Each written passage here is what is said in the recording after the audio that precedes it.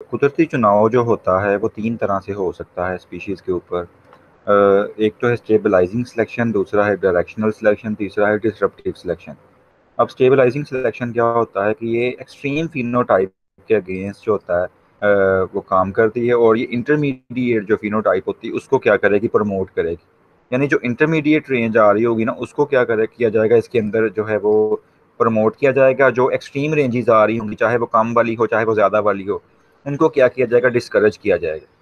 अब यही आप यहाँ पे इसकी डेफिनेशन देख रहे हैं कि it act against extreme phenotypes and favours intermediate variants. इसमें क्या होता है कि ये इंटरमीडिएट वेरिएंट को फेवर किया जा रहा होता है। और दूसरी इसकी डेफिनेशन क्या है कि selection favours an optimal phenotype and works against the extremes.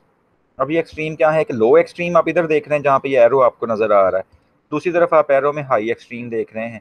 तो ये दोनों एक्सट्रीम के दरमियानी जो रेंज बन रही है वो क्या है, एक इंटरमीडिएट फिनोटाइप है। और इसी को क्या करना है, इस सिलेक्शन ने फेवर करना है, ना ही लो फिनोटाइप को ना ही हाई फिनोटाइप वाली रेंज को जो है ये फेवर करेगा। तो ऐसी सिलेक्शन को हम क्या कहते हैं, स्टेबलाइजिंग सिलेक्शन का नाम दे रहे होते हैं। अब इसमें जो है वो एक सबसे पहली एग्जांपल जो दी गई है वो बेबी बर्थ वेट की है कि अगर हम ह्यूमन बर्थ वेट हम देखें बेबी का, तो वो पाउंड के अंदर चूंकि लिया जाता है, तो उसमें अगर देखें तो ये विरासती वजन होता है। लेकिन वो बच्चे जो 8 पाउंड के करीब पैदा होते हैं ना, उनके सर्वाइवल चांसेस ज़्यादा हैं। वो बच्चे जो 7 पाउंड के या 9 पाउंड के होंगे, उनके सर्वाइवल चांसेस कम होंगे। अब इसकी रीज़न क्या है कि ऐसे क्यों होता है कि जो 8 पाउंड वाला बच्चा है वो ज़्यादा बचेगा, उसके सर्वाइवल चांसेस ज़्यादा हैं। जो 9 पाउंड का है, यानी हालांकि हालांकि उसका वजन तो ज़्यादा आपको नज़र आ रहा है ना, इट मीन्स कि वो हेल्दी होगा। या जो 7 पाउंड से भी कम वाला है वो उनके सर्वाइवल चांसेस कम है। यानी 9 से ज़्यादा वाला और 7 से कम वाले के सर्वाइवल चांसेस क्या है, वो कम है।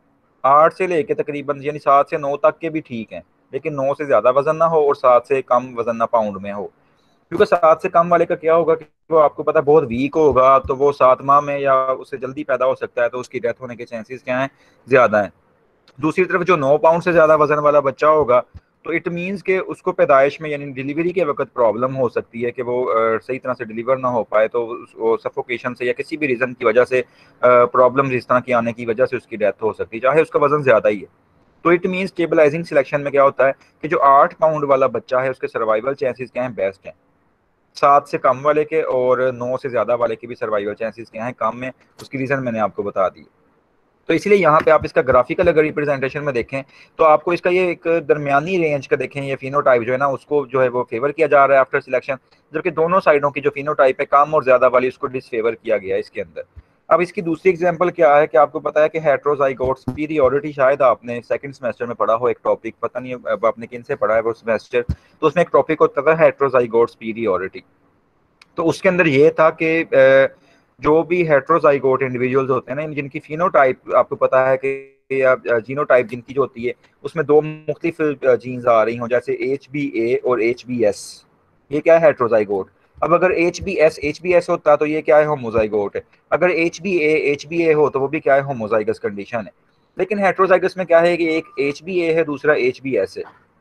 अब इस केस में क्या होता है कि हेट्रोजाइगोट ज्यादा सुपीरियर होता है, यानी उसको कुछ चीजों में ज्यादा फेवर मिल जाती है। आपको पता है कि जो हमारे अंदर सिकल सेल एनीमिया होता है, तो उसमें रेड ब्लड सेल्स की सिकलिंग हो जाती है, उनके अंदर हीमोग्लोबिन जो होती है वो डिस्टॉर्ट कर जाती है।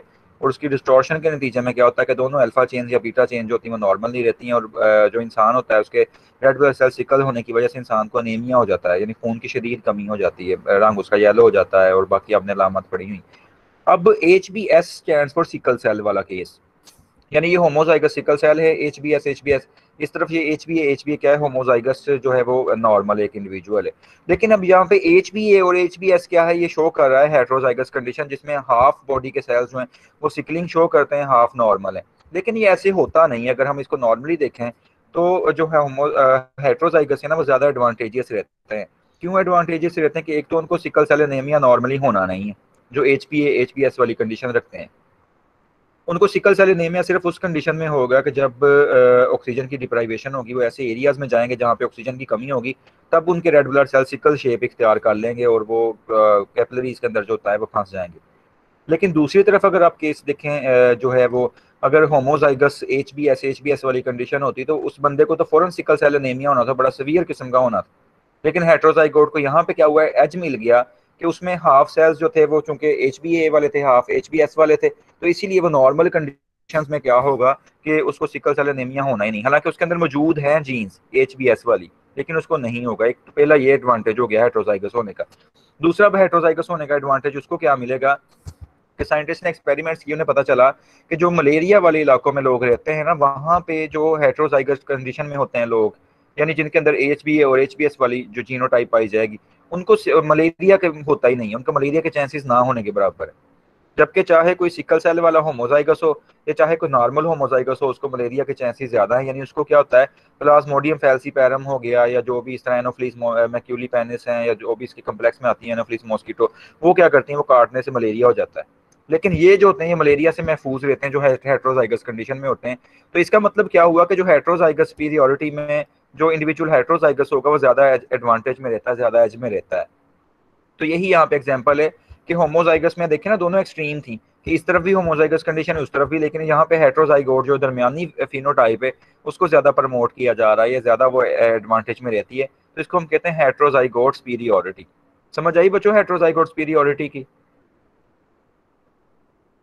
कि नॉर्मली एक तो उसको सिकल सेल एनीमिया नहीं होगा, दूसरा उसको आपने देखा कि उसको मलेरिया भी नहीं होगा।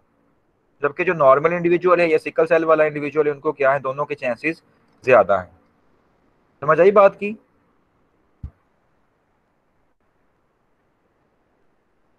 स्टूडेंट्स आपको आवाज आ रही है? फरजाना, अताउल्ला और उमैर।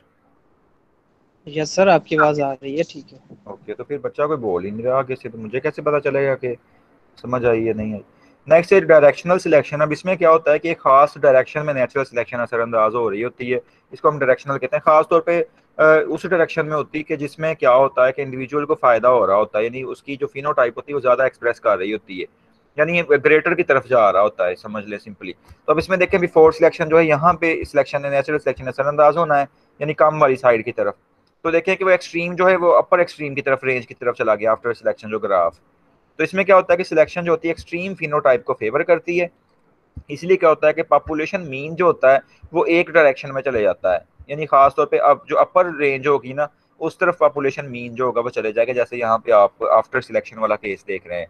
तो इसमें क्या होता है कि एग्रीकल्चरल सिचुएशन में आपको पता है कि हम वो फसल उगाते हैं जिसकी प्रोडक्टिविटी ज़्यादा हो, हम वो प्लांट लेना चाहते हैं जिसके फल ज़्यादा लगते हों, हम वो मुर्गी पालना चाहते हैं जिसके अंडे ज़्यादा हों, हम वो जानवर लेना चाहते हैं जिसका गोश्त ज़्यादा हो।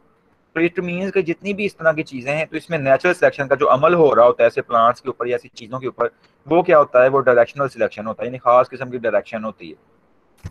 जैसे फॉर एग्जाम्पल यहाँ पे एग्जाम्पल दे रहा है कि आप अगर ब्रीडर्स को देखें तो वो इकोनॉमिकली एडवांटेजियस एक्सप्रेशन चाह रहे होते हैं कि उनको फायदा हो फसल से, उनको जो है ना नुकसान ना हो, उनको इकोनॉमिकली जो है बेनिफिट मिल रहा हो। तो उसमें क्या होता है कि ऐसी फसल आप लेंगे जिसकी पैदावार पर एकड़ ज्यादा हो, ये एग वो हो कि जो पर एकड़ ज्यादा, यानी पर एग प्रोडक्शन हैन जो है वो ज्यादा हो। इसी तरह आप दूध वाले जानवर वो चूज करेंगे जिसका दूध ज्यादा हो, जैसे साहिवाल नस्ल की गाय है। आप फ्रूट साइज वो लेंगे पौधे का, यानी कि प्रेफर करेंगे जिसका फ्रूट साइज ज्यादा आता हो। तो डायरेक्शनल सिलेक्शन हमेशा होती ही उस वक्त है जब एनवायरमेंटल चेंज होता है, वो आहिस्ता आहिस्ता चेंज हो रहा होता है एनवायरमेंट। ये बड़ा इंपॉर्टेंट इसका पॉइंट है, क्योंकि इसमें एक और आपने एग्जांपल अगले पेज पे देखनी है कि जिसमें आपने देखा हुआ है कि जराफे का पढ़ते हैं कि जब वो एनवायरनमेंट चेंज हो रहा था तो लामार्क ने कहा था कि जिराफों की गर्दनें छोटी हुआ करती थी। तो मौसम में आती तब्दीलियों की वजह से क्या हुआ कि घास फूस जमीन पे कम होनी शुरू होगी, तो उन्होंने दरख्तों के पत्ते खाने थे जिंदा रहने के लिए। अब जिन जिराफों ने क्या किया, अपनी नेक साइज को एक एवरेज से इंक्रीज कर लिया, वो पत्ते दरख्तों की खाने लगे, ब्राउजिंग करने लगे, वो बच गए। जो नहीं कर पाए थे वो आपको पता है एलिमिनेट हो गए। तो इट मीन्स इस सिलेक्शन में क्या होता है, डायरेक्शनल में कि खास डायरेक्शन में खास तौर पे अपर रेंज होती है, जो एक्सट्रीम फिनोटाइप होती है उस तरफ नेचुरल सिलेक्शन का असर होता है, और ये स्पीसीएशन में बड़ा रोल प्ले करती है। यानी इससे क्या होता है, नई स्पीशीज वजूद में आ रही होती हैं डायरेक्शनल सिलेक्शन की वजह से। जैसे जराफे की गर्दन अब आप देखें तो वो लंबी कहते हैं कि होती है, पहले इतनी लंबी इस तरह नहीं हुआ करती। अब लास्ट इसमें जो है वो है डिस्ट्रप्टिव सिलेक्शन की टाइप। इसमें क्या होता है कि इसमें इंटरमीडिएट फिनोटाइप को जो है वो रिजेक्ट किया जाएगा, और जो दोनों एक्सट्रीम है अपर और लोअर, उनको क्या किया जाता है, सिलेक्ट किया जा रहा होता है। यानी दरमियानी फिनोटाइप जो होगी इसमें रिजेक्ट की जाएगी, और दोनों जो लोअर रेंज और हाई रेंज उनको एक्सेप्ट किया जाएगा। अब इसमें जैसे अब वो एग्जांपल ये डेफिनेशन भी है कि it favours more extreme variance. यानी लो वाली वेरिएंट भी हाई वाली वेरिएंट, इनको दोनों को फेवर इसमें किया जाता है, और इंटरमीडिएट जो रेंज होगी उसको क्या किया जाएगा, डिसफेवर किया जाएगा। अब इसमें वो एग्जांपल दे रहा है ब्लैक बिल्ड सीड क्रैकर की। क्या आपको पता है कि कैमरून जो है सेंट्रल अफ्रीका में, वहाँ पे एक परिंदा है ब्लैक बिल्ड सीड क्रैकर। तो उसके मेंबर्स को अगर आप देखेंगे तो उसमें चूंच दो तरह के साइजेस की पाई जाती है, एक छोटी चूंच वाले हैं वहाँ पे, एक लंबी चूंच वाले हैं। तो जो छोटी चोंच वाले होते हैं ना, वो क्या करते हैं, नरम बीजों के ऊपर फीड कर रहे होते हैं, उनकी चोंच इस तरह से बनी हुई। जो लंबी चोंच वाले हैं वो क्या करते हैं, वो जो सख्त खोल वाले सीड्स होते हैं ना, जैसे अखरोट या दूसरे इस तरह के मिलते जुलते सीड्स, वो उनके ऊपर फीड कर रहे होते हैं। तो अब होता क्या है कि अगर कोई सपोज फॉर एग्जांपल उनके दरमियान इंटरमीडिएट कोई रेंज आ जाए, जैसे आप इस तरफ ग्राफ में देख रहे हैं, इसका ग्राफ इस तरह से बनता है, बिफोर सिलेक्शन देखें तो ये दरमियान पे, ये देखिए नेचुरल सिलेक्शन असरअंदाज हो रही है, एरो दरमियान में दो दिखाए गए हैं। तो उससे क्या होगा कि ये देखिए इंटरमीडिएट को डिसफेवर किया गया है, और अपर और लोअर रेंज जो है ये दो, इसमें देखें ऐसे उनके जो है ना वो ऊपर की तरफ बन रहे हैं, पीक्स बन रही हैं। तो अब इसमें इंटरमीडिएट जो चोंच वाले होंगे बर्ड्स, वो क्या करेंगे, वो ना तो नरम बीजों वाले